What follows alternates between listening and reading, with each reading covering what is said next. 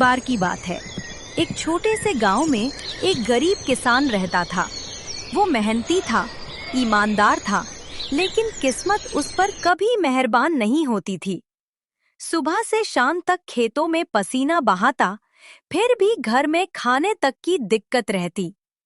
एक दिन किसान बहुत परेशान होकर गांव के पंडित जी के पास पहुंचा।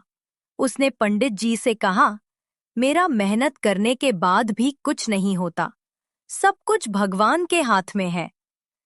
पंडित जी मुस्कुराए और बोले, बेटा, भगवान मेहनत करने वालों का साथ देता है, पर कामचोरों का नहीं।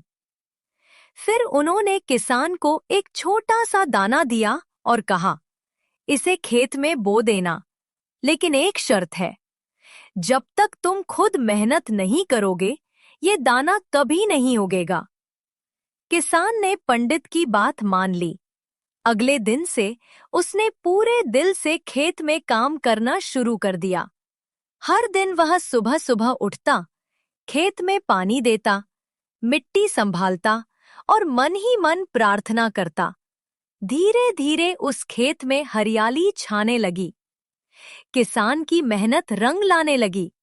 उसी जगह जहां कभी सूखी जमीन थी, अब सोने जैसी फसल लहलहा रही थी। कुछ दिन बाद पंडित जी वहां आए और मुस्कुराते हुए बोले, देखा बेटा, भगवान तो वही करता है जो तू खुद करता है। मेहनत में ही असली पूजा है।